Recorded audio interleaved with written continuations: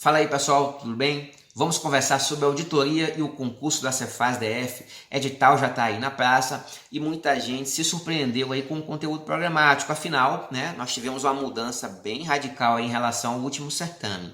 Mas quem vem fazendo concurso fiscal aí recente, os últimos, não foi tão surpreendido assim, porque esse direcionamento para auditoria fiscal, para auditoria tributária já vem ocorrendo em alguns certames aí recentes. Santa Catarina, agorinha ISS Campinas, O ISS Campinas trouxe aí muitos dos temas que estão aqui no nosso edital de Cefaz-DF, recomposição do fluxo de caixa para identificação do saldo credor, baixa fictícia de títulos, simulação de venda de ativo, enfim, muitos temas ISS Campinas aqui no nosso Cefaz-DF. Então, vem se consolidando aí uma tendência nos concursos fiscais de abandonar aquela lógica da auditoria empresarial, aquela auditoria voltada para o mercado, aquele grande objetivo da auditoria de oferecer demonstrações contábeis sem distorções a todos os usuários da informação contábil, aos investidores, aos credores. Isso vai ficando um pouquinho de lado, afinal não é trabalho do auditor fiscal fazer isso, nem analisar isso. Isso vai ficando de lado e o viés passa a ser o saber fazer. Os editais mais recentes estão preocupados em cobrar como fazer uma recomposição do fluxo de caixa, como identificar um saldo credor de caixa, como identificar e vincular essas situações, essas distorções à omissão de receitas e a outras infrações tributárias. Então esse é um enfoque que não deixa de ser interessante porque abandona aquela auditoria com um viés de mercado, com um viés empresarial e passa a focar aqui no interesse do auditor fiscal. Bom, mas você vai abandonar tudo que você já estudou em auditoria para fazer esse concurso aqui da Cefaz-DF? De forma alguma, porque para chegar nessa parte específica aqui do edital, você precisa de ferramentas. E essas ferramentas, elas fazem parte dessa auditoria, vamos chamar assim, de normal, essa auditoria tradicional.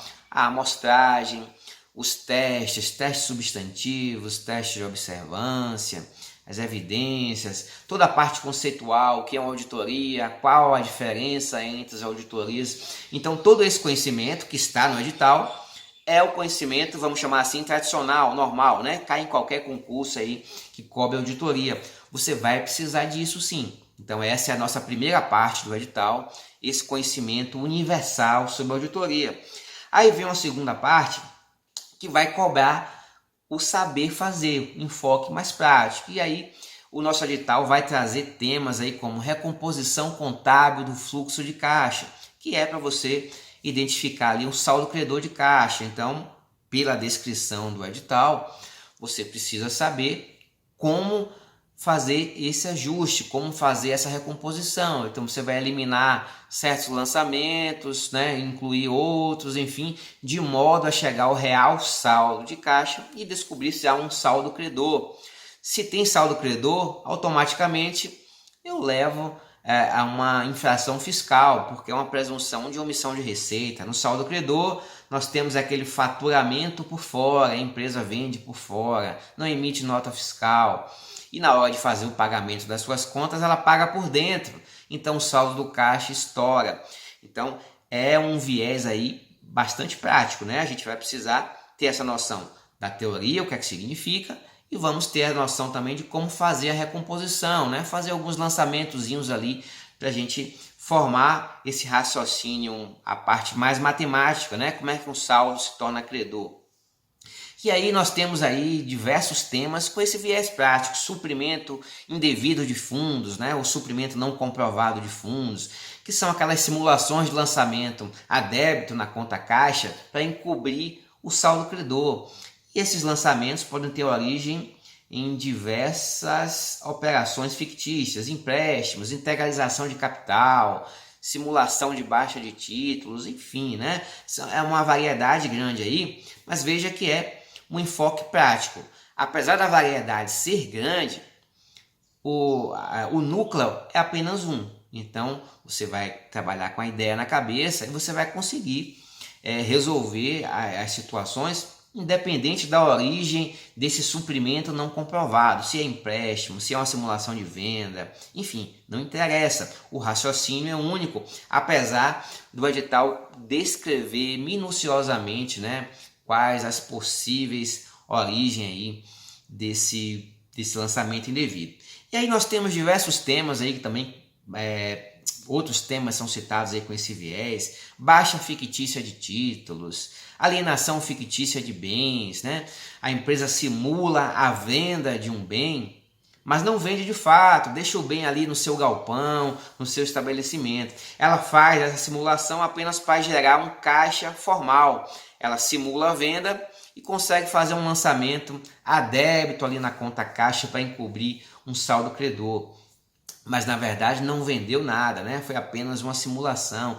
Então todos esses aspectos práticos que levam à omissão de receitas, a saldo credor de caixa, foi dado bastante ênfase aqui no edital e a gente vai trabalhar todos esses temas aqui com bastante cuidado, porque é a parte que o edital inova, né, em relação ao edital tradicional. E aí nós vamos cobrir todo elenco de contas, né? Todos os grupos, ativo, passivo fictício, elemento importantíssimo aí dentro da auditoria fiscal, né? Porque tem relação também com omissão de receitas. Tudo que é omissão de receita, tudo que tem a ver com caixa é de grande interesse do auditor fiscal, porque o auditor fiscal ele trabalha basicamente com receita, né? Porque quando se quer sonegar, se omite as receitas. Então, tudo deságua no caixa, tudo passa pela conta de receitas. Esse é um grande interesse do auditor fiscal. Mas o nosso edital aqui não se limitou a focar só receita e caixa, né? Ele vai traçando ali todos os elementos patrimoniais, ativo, passivo, despesa e resultado, a parte de custos também. Os custos são um elemento importante aí dentro da auditoria fiscal também. Então, é muito comum aquelas questões do tipo, olha, se subvalorizar o estoque inicial, o que acontece com o lucro? Eu aumento o lucro, eu diminuo o lucro. Então, todas essas relações, elas são muito cobradas, né? Se eu subvalorizo o estoque final, se eu supervalorizo o estoque inicial, final. E aí a banca fica brincando com essas questões, né? Com essas palavrinhas. Subavaliação e supervalorização, estoque inicial e estoque final. E aí ela aplica uma relação qualquer e te pergunta o que acontece com o lucro, o que acontece com o CMV. Então você tem que ser capaz de formar esses juízos aí, porque normalmente tem implicações fiscais, né? E no caso do DF nós temos a gama ampla aí da tributação sobre o consumo, porque envolve mercadoria e serviço. Então nós temos aí um campo fértil para a exploração de ideias acerca de todos esses temas.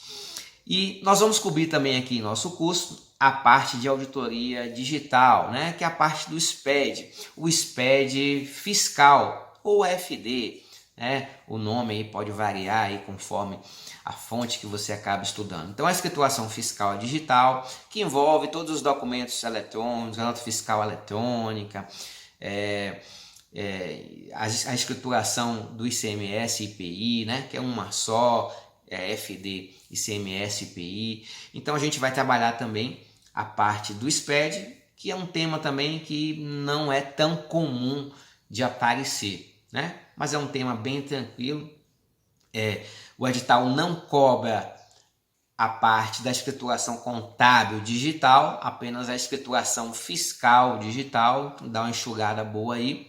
A gente vai ter que dominar os documentos eletrônicos todos, a nota fiscal eletrônica, a nota fiscal de serviço eletrônico.